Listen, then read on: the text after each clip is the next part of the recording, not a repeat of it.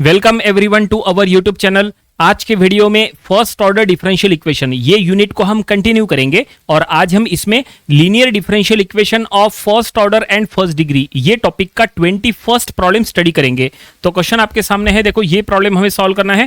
Question में क्या लिखा है वो हम पहले पढ़ेंगे। क्वेश्चन में लिखा है सॉल्व, ब्रैकेट में है x plus tan y into d y equal to sine 2y into d x. तो चलो हम ये प्रॉब्लम सॉल्व करेंगे और प्रॉब्लम सॉल्व करने का टेक्निक बिल्कुल वैसा ही रहेगा जैसा हमने इसके पहले के प्रॉब्लम्स में यूज किए थे। लेकिन वीडियो में आगे बढ़ने से पहले वीडियो को आप लाइक कर दीजिए, आपके सभी फ्रेंड्स उनके साथ इसे जरूर शेयर करें और आपने अभी भी अगर हमारा चैनल सब्सक्राइब नहीं किया है तुरंत सब्सक्राइब कर लीजिए। सब्सक्राइब के साइड में जो बेल आइकॉन है उसको ऑल पे सेट कर लीजिए ताकि जब भी हम कोई नया वीडियो अपलोड करें तो उसका नोटिफिकेशन तुरंत आपको मिल जाए। तो इस टाइप के प्रॉब्लम सॉल्व करते समय आपको सबसे पहले क्या करना है, आपको ये पहले चेक करना है कि ये गिवन डिफरेंशियल इक्वेशन में x सिंगल टाइम अवेलेबल है या y सिंगल टाइम अवेलेबल है, क्योंकि दोनों के लिए फार्मूला अलग अलग लगता है। देखो अभी हम यहां चेक करेंगे तो यहां पे x जो है वो सिंगल टाइम अवेलेबल है। देखो यहां पे सिर्फ x है जबकि y की दो टर्म्स है, देखो ये भी है और ये भी है। x जो है वो सिंगल टाइम अवेलेबल है, इसका मतलब इसको सॉल्व करने के लिए जो फार्मूलीज जो हम यूज करने वाले हैं वो फार्मूलीज ये है, ये फॉर्मेट के थ्रू हमें सॉल्व करना है। ठीक है, अब यहां पे क्या लिखा है वो जरा समझ लो। सबसे पहले है स्टैंडर्ड फॉर्म। आपको क्या करना है, ये गिवन डिफरेंशियल इक्वेशन को ये स्टैंडर्ड फॉर्म में पहले कन्वर्ट करना है। एक बार ये स्टैंडर्ड फॉर्म में आ जाता है तो फिर यहां से हमें P एंड Q मिल जाएगा। देखो क्या लिखा है, dx by d y plus p x equal to q. यहां पे P एंड Q क्या है, P and Q are the function of y।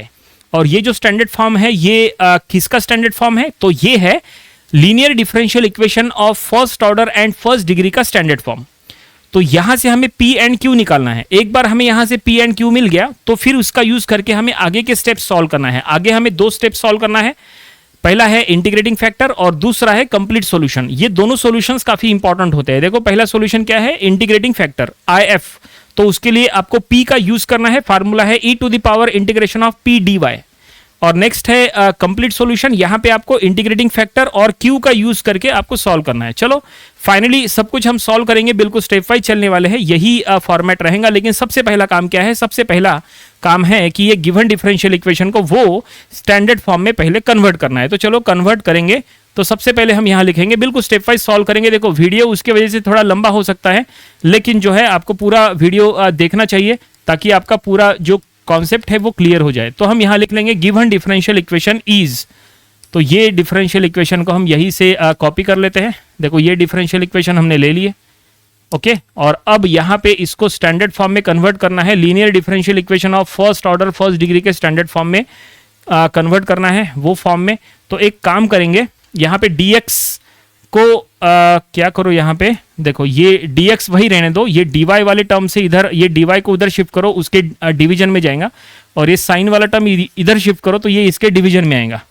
ठीक है, ऐसा करो तो ये कुछ ऐसा होगा, x plus tan y divided by sine of 2y equal to dx by dy। ठीक है, ओके। अब क्या करो, अब ये टर्म इधर लिखो, ये टर्म इधर लिखो। तो dx by dy is equal to, ये टर्म जब हम उधर लिख लेंगे तो इसको स्प्लिट कर लेंगे, x by sine of 2y, ठीक है, plus tan y bye sine of 2y। ठीक है, हमने क्या किए, ये dx बाय dy वाला टर्म इधर लिख लिए और ये जो टर्म है इसको हमने उधर लिखे, लेकिन जब हमने ये साइड में लिखे तो उसको स्प्लिट कर दिए, first term by denominator plus second term by denominator. अब इसको थोड़ा सा सॉल्व कर लो, ठीक है, बाद में इसको स्टैंडर्ड फॉर्म में ले आओ। dx by dy as it is रहने दो, equal to x by sine 2y भी एज इट इज रहने दो फिलहाल।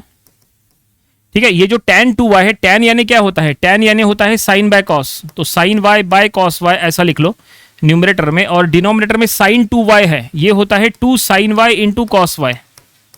क्योंकि फार्मूला होता है, एक मिनट, क्योंकि फार्मूला होता है साइन 2 थीटा का फार्मूला होता है 2 sine theta into cos theta. तो यहाँ पे साइन 2y है तो 2 sine y into cos y। इसका फायदा क्या होगा, फायदा ये होगा कि साइन y कट जाएगा। और एक काम करो, ये जो कॉस y वाला टर्म है ना न्यूमरेटर का, इसको डिनोमिनेटर में शिफ्ट कर दो। ठीक है, और अब देखो ये क्या होगा। और एक काम करो, यहाँ पे क्या, ये जो टर्म है ना ये टर्म को इधर शिफ्ट करो, क्योंकि x वाला टर्म ये साइड में होना चाहिए ना, इसीलिए। ठीक है, तो हम यहाँ पे लिख लेंगे dx बाय dy, ओके। और ये टर्म हम इधर शिफ्ट कर रहे हैं तो -1 by sine of 2y into x is equal to ये 1 बाय 2 कॉस स्क्वायर y। देखो ये समझ लो स्टेप, हमने क्या किया, ये टर्म को इधर शिफ्ट किए, जब हमने इधर शिफ्ट किए तो वो माइनस में आ जाएगा, तो माइनस में आ गया, 1 बाय साइन 2y ऐसा लिखे और x को हमने साइड में रखे। ऐसा क्यों? ऐसा हमने इसलिए किया क्योंकि देखो dx by dy plus px, p अलग होना चाहिए, x अलग होना चाहिए, ठीक है ना। तो ये देखो p हमने अलग किए और x अलग किए, आइडेंटिफाई करने में आसानी होती है, इसलिए हमने x को साइड में लिख लिया, ठीक है, ओके। और अब राइट साइड में जो कुछ भी है वो पूरा q है। तो फाइनली ये स्टैंडर्ड फॉर्म में आ चुका है। हमने आपको कहा था कि linear differential equation of first order and first degree के स्टैंडर्ड फॉर्म में आना चाहिए, तो ये देखो स्टैंडर्ड फॉर्म में आ गया। अब इसको वो स्टैंडर्ड फॉर्म के साथ कंपेयर कर लो और यहां से p एंड q बाहर निकालो। तो क्या p है एंड क्या q है? तो ये जो टर्म है ना ये p है और ये जो टर्म है ना ये पूरा q है, ठीक है। तो चलो हम यहां पे स्टेटमेंट में लिख लेंगे, क्या लिखेंगे, कंपेयर इट विथ,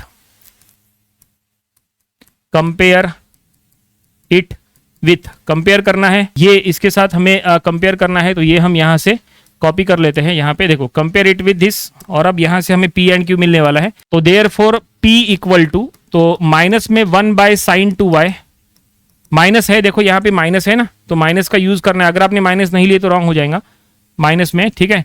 और फिर q यहाँ पे लिख लो, क्या था, 1 by 2 cos square x, cos square y। ये 1 बाय कॉस स्क्वायर को आप सेक स्क्वायर y भी लिख सकते हैं, आगे हम लिख लेंगे अगर हमें जरूरत पड़ेंगे, तो फिलहाल जरूरत नहीं है, तो इसको यहीं पे रहने दो, ओके। तो फाइनली हमें क्या मिल गया, फाइनली हमें p एंड q मिल गया। ये है p जो कि माइनस में है और ये है q, और अब ये दोनों का यूज करके हमें आगे की स्टेप सॉल्व करना है। आगे क्या क्या फाइंड आउट करना है, पहले इंटीग्रेटिंग फैक्टर, उसके बाद कंप्लीट सॉल्यूशन। चलो देखते हैं इंटीग्रेटिंग फैक्टर।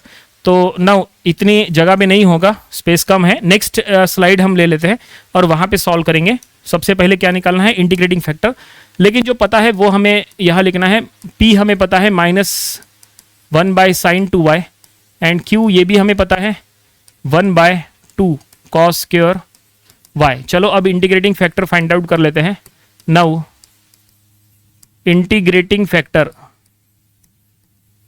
फैक्टर यानी IF, तो यहां लिख लेंगे IF इज इक्वल टू क्या था, e to the power integration of p dy। Formula यही था, चेक कर लो, ये देखो ये formula e to the power integration of p dy।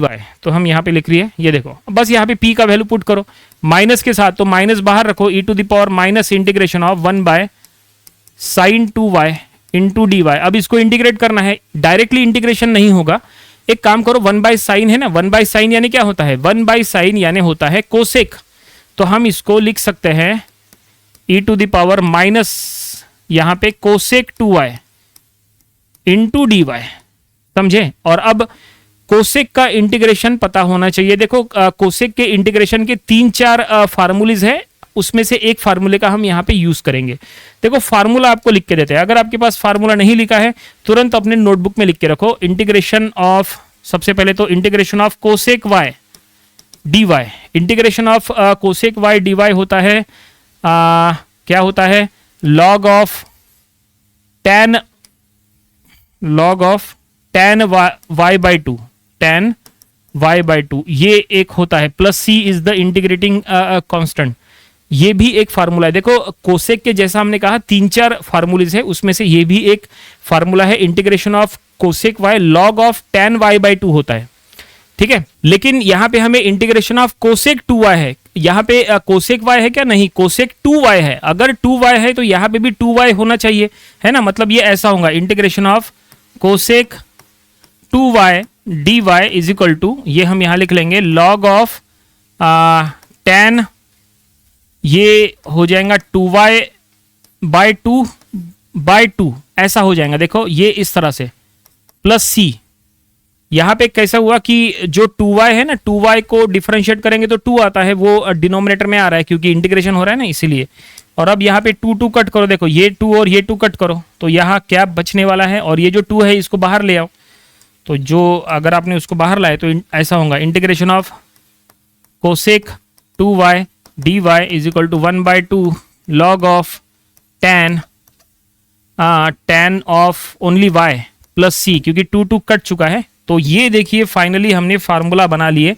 देखो फार्मूला सबसे इंपॉर्टेंट होता है, बिना फार्मूले के कुछ नहीं होने वाला है। फार्मूला अगर सही टाइम पे सही फार्मूला याद नहीं आया तो गए काम से, तो ऐसा नहीं होना चाहिए। देखो cosec 2y integration of cosec 2y में हम ये फार्मूला यूज करने वाले हैं 1/2 log of tan y plus C.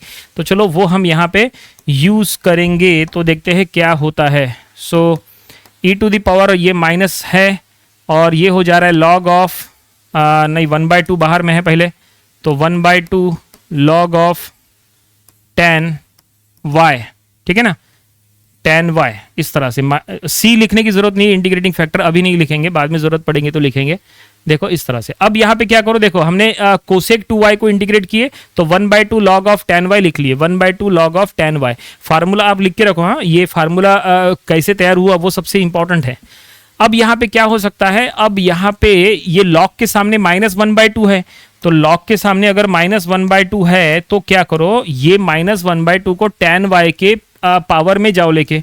तो अगर वो उसके पावर में जाएगा तो ये कुछ ऐसा होगा, e to the power log of यहाँ पे tan y to the power -1/2 ऐसा हो जाएगा। क्यों? क्योंकि यहाँ पे प्रॉपर्टी यूज हुई log की, क्या है, log of a to the power b हमेशा b log a होता है ना। log के सामने अगर b है तो वो a के पावर में जाएगा, तो ये log a to the power b होता है। तो यहाँ पे वही हुआ, log के सामने -1/2 है, वो -1/2 हम यहाँ पे इसके पावर में लेके गए, तो tan y to the power -1/2 ऐसा हुआ, ठीक है। अब यहाँ पे देखो e और log आ गया, तो एक और प्रॉपर्टी है, क्या है, e to the power log a हमेशा a होता है, e to the power log a। ऐसे में e और log कट जाता है, e और log कट चुका है तो a आता है, तो यहाँ पे वही होगा, e और log जो है वो कट जाएगा, ठीक है, और बचेगा tan y to the power -1/2। Okay, तो हम यहाँ पे लिख लेंगे, तो ये बचेगा tan y to the power -1/2। इसको डिनोमिनेटर में शिफ्ट करो तो ये होगा 1/tan y to the power 1/2, ठीक है। अब tan y to the power 1/2 मतलब ये हम इसको ऐसा लिख लेंगे, यानी 1/√ऑफ tan y, क्योंकि अंडर मतलब क्या होता है, अंडर यानी पावर 1/2 होता है ना, तो इसका tan y का पावर 1/2 है, इसका मतलब अंडर ऑफ tan y लिख सकते हैं। तो ये फाइनली हमने यहां तक आ गए, और ये हमें क्या मिला, ये हमें, अब इसको और आगे सॉल्व नहीं किया जा सकता, तो ये हमें क्या मिला, IF यानी इंटीग्रेटिंग फैक्टर मिल गया। तो हम यहां पे लिख लेंगे therefore integrating factor IF is 1/√ऑफ tan y, ठीक है। ये हो गया फाइनल हमारा इंटीग्रेटिंग फैक्टर, यानी जो सॉल्यूशंस की हमने बात किए थे कि हमें क्या क्या निकालना है, तो इंटीग्रेटिंग फैक्टर निकालना था हमें, तो हमने इंटीग्रेटिंग फैक्टर निकाल लिए। ये स्टेप पूरी तरह से सॉल्व हो गया। अब चलो ये वाला स्टेप है, इसमें हमें क्या करना है, कंप्लीट सॉल्यूशन निकालना है। उसके लिए इंटीग्रेटिंग फैक्टर का यूज करना है और क्यू का यूज करना है। तो चलो सबसे पहले फार्मूला हम लिख लेते हैं, फिर हम पुट करेंगे, ठीक है। यहां तक समझ में आया, इसका काम हो गया है, इसको हटा देते हैं। आगे और भी फार्मूलीज आएंगी, वो आपको भी लिखना चाहिए। उम्मीद करते हैं कि ये आपने सब लिख के रखे होंगे। So now the complete solution. तो now complete solution, complete solution का फार्मूला क्या था, हमने लिखे थे, याद आ रहा है? देखो फार्मूला ऐसा था, x इंटू इंटीग्रेटिंग फैक्टर, ठीक है, एक मिनट व्हाइट कलर से लिखते हैं, x into integrating factor is equal to integration of q into integrating factor into dy plus C. देखो ये फार्मूला है, चेक कर लो, ये देखो x into integrating factor integration of q integrating factor dy plus C है, वही formula हमने यहाँ लिखे। बस यहाँ पे वैल्यूज पुटअप करो, सॉल्व करो, तो सॉल्व करने के बाद जो सोल्यूशन आएगा वो हमारा फाइनल सोल्यूशन होगा, प्रॉब्लम वहीं पे कंप्लीट हो जाएगा। चलो यहाँ पे वैल्यूज पुटअप कर लेंगे। सबसे पहले यहाँ पे लेफ्ट साइड में x इंटीग्रेटिंग फैक्टर देखो ऊपर में है 1/√ऑफ tan y, ठीक है।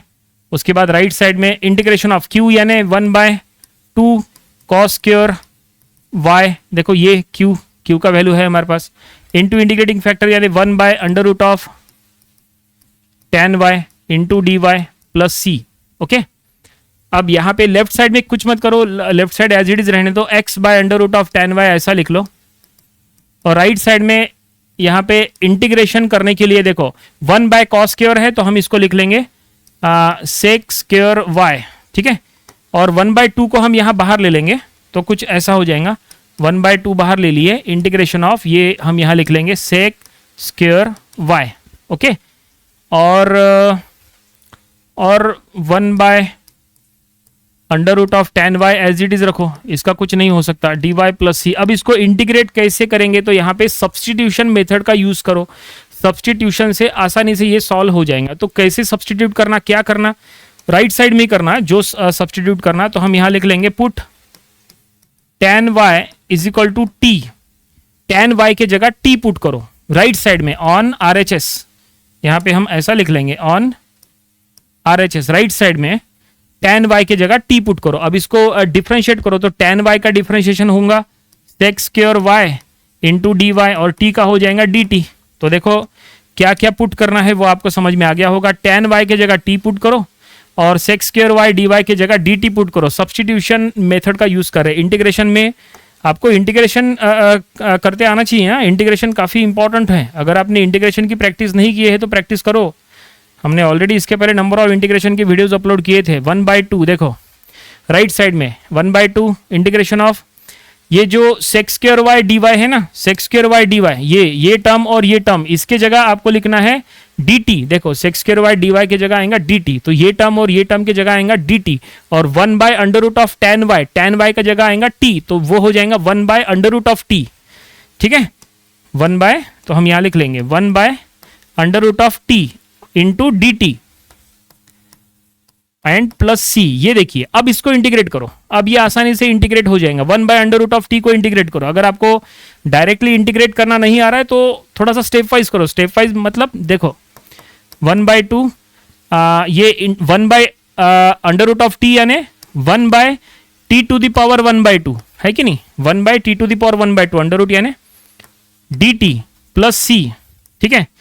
अब यहां पे हम इसको ऐसा लिख लेंगे 1/2 integration of t⁻−1/2 dt plus C. देखो इस तरह से स्टेप्स इंक्रीज हो रही है।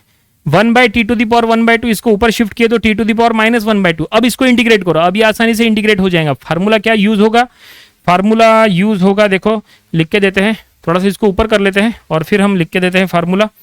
देखो formula integration of x⁴n dx, तो ये होता है x⁴n+1/n+1, ये होता है प्लस सी। ये फार्मूला इसका हम यहाँ पे यूज करने वाले हैं। ये x⁴n के फॉर्म में है। देखो x⁴n, देखो x⁴n t⁴n है ना, n की वैल्यू क्या है -1/2 है कि नहीं। तो हम यहाँ लिख लेंगे राइट साइड में 1/2 और इसको इंटीग्रेट करें तो ये हो गया t⁻−1/2 + 1 बाय -1/2 + 1 प्लस सी, ठीक है, इस तरह से है ना। x⁴n+1/n+1 है, देखो n+1/n+1, ठीक है। अब ये 1/2 तो ये हो जाएगा, एक मिनट थोड़ा सा और नीचे लेते हैं, 1/2 तो ये t⁻−1/2 + 1 तो ये हो जाएगा 1/2 ओनली, और ये भी नीचे में 1/2 प्लस सी, क्योंकि 1 - 1/2 1/2 होता है, ठीक है, इस तरह से।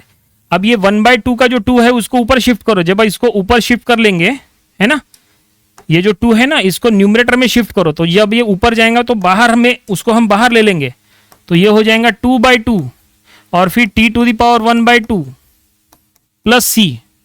ये देखिए ऐसा, ये 2 ऊपर गया, 2/2 t⁻1/2। अब यहाँ पे t का ओरिजिनल वैल्यू पुट करो, 2 कट करो, ठीक है। ये देखो 2 कट हो गया और अब t का ओरिजिनल वैल्यू यहां पुट करो। लेफ्ट हैंड साइड अभी तक हमने नहीं लिखा है, लेफ्ट हैंड साइड सब में लिखना पड़ेगा, तो ये हम यहां लेफ्ट हैंड साइड लिख रहे हैं।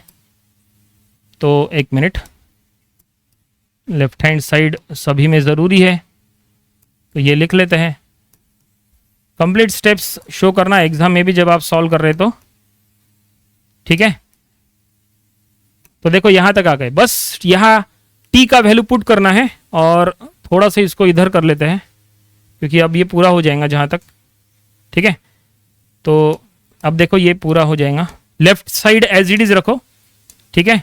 तो लेफ्ट साइड हम यहाँ एज इट इज रखते हैं और अब बस राइट साइड में इज इक्वल टू 2 कट चुका है, t⁻1/2 t⁻1/2 यानी √t, ठीक है ना, प्लस सी। अब t का वैल्यू पुट करो तो यहाँ पे हम स्टेटमेंट में लिख लेंगे पुट टी यानी क्या था, tan y था, याद करो हमने tan y के जगह t पुट किए थे ना, ये देखो tan y के जगह t पुट किए थे, तो t का ओरिजिनल वैल्यू पुट करो, तो ये हम पुट करेंगे left side x by under root of tan y, और राइट साइड में हम चलेंगे is equal to under root of tan y plus c, और इसको सॉल्व नहीं किया जा सकता, बस अब ये इसको यहीं पे आपको स्टॉप करना पड़ेगा, एक minute, under root of tan y plus c, और फाइनली हमें सॉल्यूशन मिल गया है। ये हमारा लास्ट सॉल्यूशन है, बस हम नीचे स्टेटमेंट में लिख लेंगे this is the required solution, this is the required solution, और इस तरह से फाइनली ये पूरा प्रॉब्लम जो है ये कंप्लीट हो चुका है। ये स्क्रीन थोड़ा सा छोटा कर लेते हैं ताकि आपको दिखाई दे, देखते हैं एक सिंगल स्क्रीन में ये आता है कि नहीं, काफ़ी ये बड़ा है, ठीक है, फिर भी हम ट्राई करेंगे। स्क्रीन में तो आ गया, लेकिन ये बहुत ज़्यादा फॉन्ट जो है वो थिक हो गए। देखो ये इस तरह से पूरा सॉल्यूशन आपके सामने है। पी एंड क्यू का यूज़ करके पहले हमने इंटीग्रेटिंग फैक्टर निकाले, इंटीग्रेटिंग फैक्टर का यूज़ करके और क्यू का यूज़ करके हमने ये कंप्लीट सॉल्यूशन जो है ये फार्मूले के थ्रू इस तरह से सब्स्टिट्यूशन मेथड का यूज़ करके सॉल्व किए। इसके पहले की स्क्रीन ये थी, ठीक है। यहाँ सबसे इंपॉर्टेंट था कि हमने पी एंड क्यू निकालना था, पी एंड क्यू निकाले और उसका यूज़ करके ही हमने ये सब कुछ इतना सब सॉल्व किए हैं। तो ये लास्ट स्टेप्स आपके सामने है। उम्मीद करते हैं कि पूरा सॉल्यूशन, हर एक स्टेप, हर एक फार्मूला आपको समझ में आ गया होगा। इस टाइप के प्रॉब्लम्स की आपको प्रैक्टिस जरूर करना चाहिए। ऐसे प्रॉब्लम्स की अगर आप प्रैक्टिस करोगे तो एग्जाम में 100% ये प्रॉब्लम सॉल्व होते हैं। तो ये था फर्स्ट ऑर्डर डिफरेंशियल इक्वेशन, ये यूनिट में linear differential equation of first order and first degree, ये टॉपिक का प्रॉब्लम नंबर 21। इसके पहले के 20 प्रॉब्लम्स वो भी आपको स्टडी कर लेना चाहिए, और इसके आने वाले दिनों में हम इसके और भी नंबर ऑफ प्रॉब्लम्स कवर करेंगे ताकि इसकी और अच्छे से प्रैक्टिस हो जाए। तो मिलते हैं नेक्स्ट वीडियो में। Thank you very much.